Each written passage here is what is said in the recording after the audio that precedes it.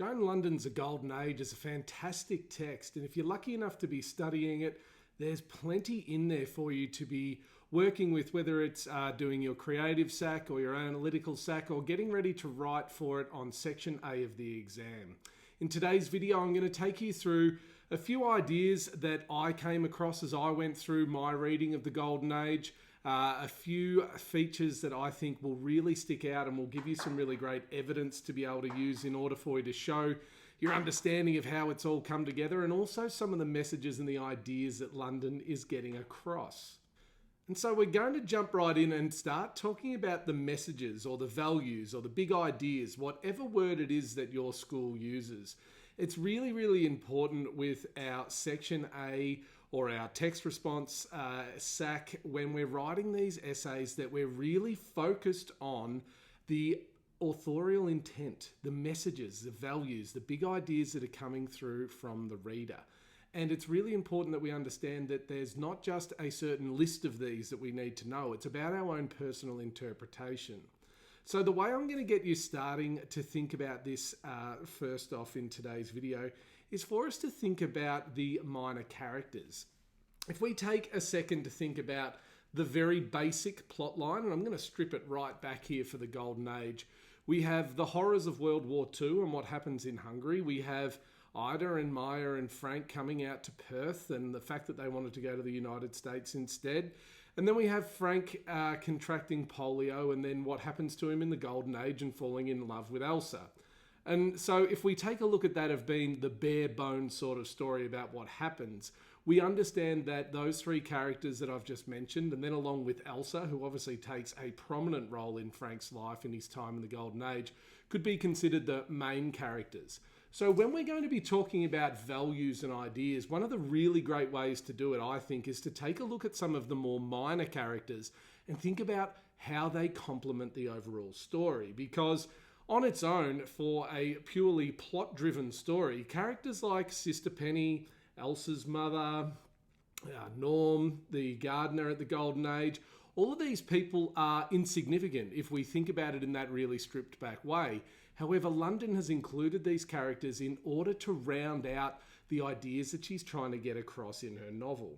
So I want you to have a think about characters such as Sullivan and his father and what ideas come through that inclusion and that little sub-story that exists. As I mentioned before, Elsa's family, her mother, her father, her aunt, and the pressures that were placed upon certain people and the way that they felt about those things.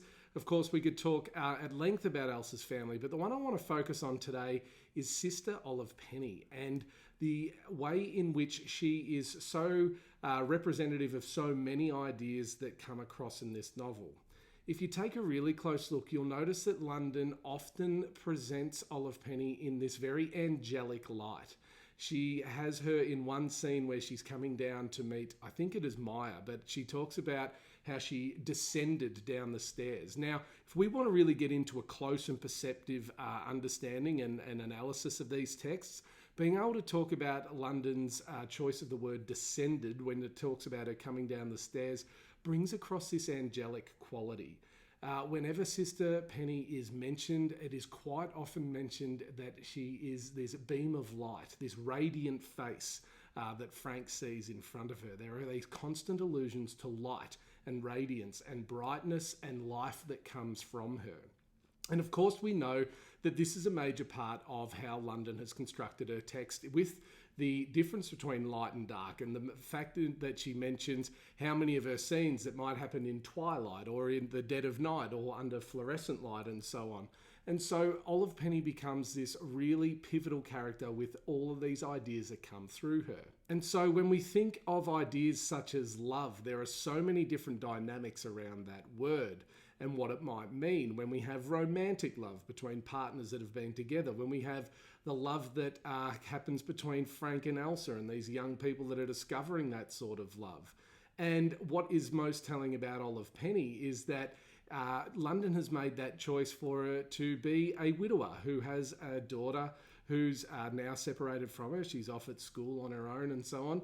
But London still makes the point that Penny is still this source of light and love for the children. And so therefore our understanding of love and light and care and affection can take on deeper meaning, because we can see it as more than just romantic love. We can see it as more than just connection and relationships between people in a marriage. We can see it as something that exists between human beings, a closeness, an affection that the nurses, and Olive Penny being the head of those nurses, brings to these children, and the light that they bring into their lives. And so we can analyse that in so many different ways. We can look at the fact that Penny and the nurses, Olive Penny and the nurses, bring about this finding of hope and light after pain that may have existed. If you can see that in the way in which she works with Frank and the other children, you can then take that further to think about the lightness that she provides for Maya as well. And even though nothing ever physically happens between them, there is that connection and that affection that exists there. We can twist this even further when we can analyse the fact that London has included 2 scenes where Olive Penny physically expresses her love with the policeman and then with the man that she goes and sees out in the country. And so we get this separation between a physical expression of love and that human need for affection and connection and physical connection with another. But the fact that Penny is able to separate that from her working life, from her personal life, and that she doesn't have this need for a relationship as such in order to find that need. And so from that, with just looking at that one character of Sister Olive Penny, you can start to see how we can start to use those characters to think about, okay, here's one of the key ideas that may exist in this text. What dynamic does this character add to it? What other little thing can they get to it? Because when you're putting your essays together, you don't want to be as bland as saying, okay, this character equals this idea and this character equals this theme or anything like that. The idea is that we can discuss ideas and interpretations, and then we can layer our analysis to show how different characters or different events show different sides of that idea. And so whilst we've taken a deep dive into what Olive Penny might be showing us, I want you to think about some of the other characters and the different things that they show us about these ideas. Because once we get into that sort of thinking, we open ourselves up for really great interpretations of this text. Next, I want to talk about loneliness, isolation, and privacy. And you might be thinking that they're just 3 words for the same thing. However, I would argue that there's so much that we can get out of this sort of thinking because they all have those slightly nuanced different meanings. I think one of the more tragic parts of this novel is the loneliness of some of the characters. And the first one that springs to mind when I say that word is Ida. And that even though she has her husband and her son and so on, there are so many times where she's in the company of other people where Ida seems like she is very much alone. And so that's when we can start to look at this idea of loneliness and what it means for people to have these lives where they are on their own or where they're lacking that connection or that thing that brought them life. And when we start to look at that, we start to see that there are many examples where characters have had what makes them taken away from them. And when we have that scene very early on in the text where Frank is trying to have a light of the cigarette from Norm, and he says light, but he may as well have said life. There's that idea of life being able to be taken away from us and that there are people who can bring that back to us. And when we look at the text through that lens, we can start to think of all of the characters that symbolise every way that that can be seen. And unfortunately, Ida is one of those people who can be seen as someone who has had so much taken from her and still has that sense of loneliness that unfortunately not many other people or many other things can bring that joy and that life to her. Of course, we have the example where she plays piano for the concert and so on, and there's many different ways that you could interpret that. We could look at that as a way of her coming back somewhat to her old self and getting some joy from those things.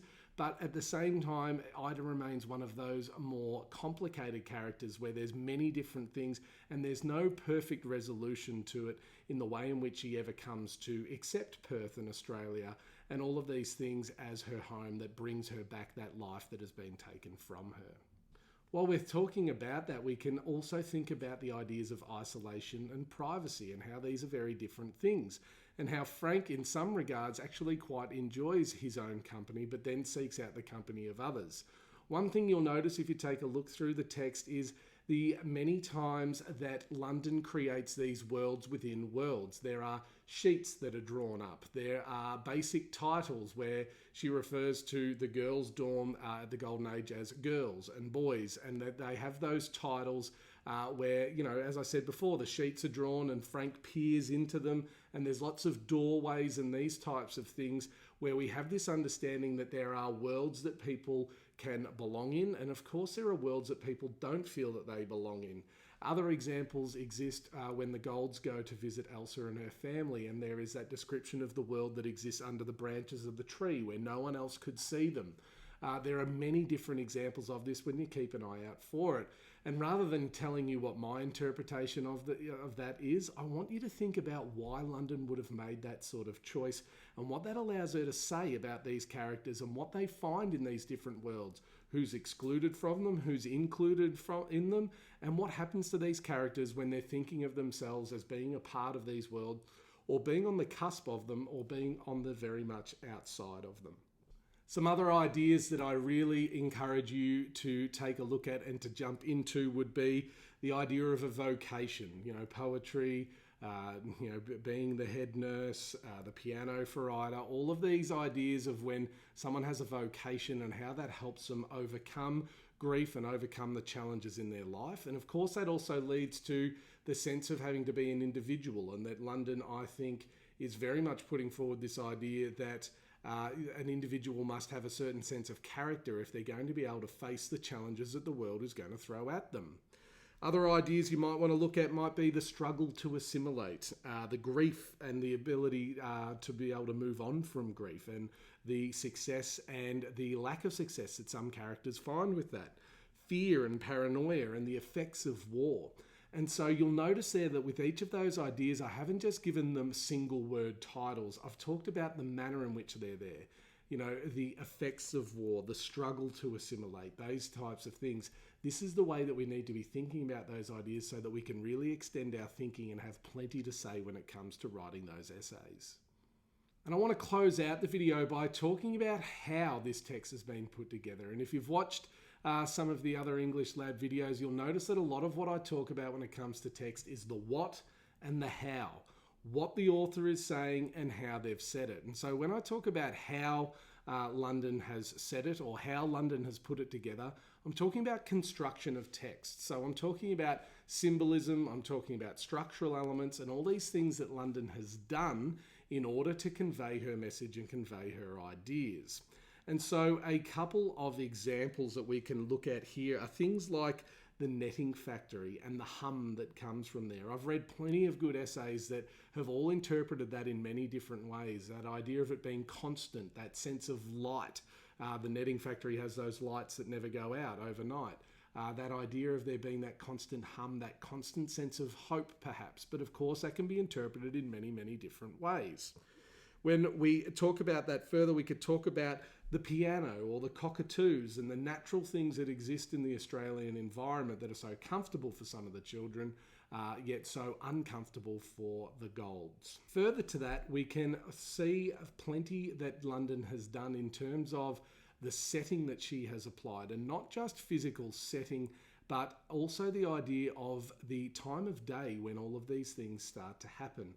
If you look at it, you can really see that there are examples of things that happen in the bright light of the natural sun. There are things that happen under artificial light, like fluorescent lights, and London is at pains to point that out to us.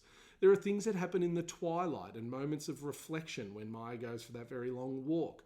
We have this idea of that twilight being that space in between. And so you'll have your own interpretations when you look at that, but your ability to talk about how London has put that together and made those decisions in order to convey an idea is really what I want you to be able to get to there. And finally, a really in-depth analysis of this text will be able to confidently discuss the manner in which it is structured and the vignettes and the different perspectives that we receive. Have a think about how we understand the story and how we understand the characters based on the fact that we receive all the information that we do from different people's perspectives. Have a think about how Maya understands his wife as opposed to how Frank understands Ida as a mother, and the different ways that we get this rounded idea of characters, and how London has put the text together in a manner where we can see all of those things that happen and give ourselves this really great understanding of character and how these people exist and how they are perceived by others. So guys, that's it for today's video. I trust that you've got a lot out of it. If you have, please like the video, share it with your friends who are also studying the Golden Age. You can subscribe to our channel and you can take a look through the rest of the channel to see if there are other videos that can help you out with your VCE journey. You'll notice that we're really responsive to comments, so put some questions, some further interpretations, things you want clarified down there in the comments. I'd be only so happy to help you. It's been great to have you with us for today's video. We hope to see you again in the future, but until we do see you next time, all the best and good luck.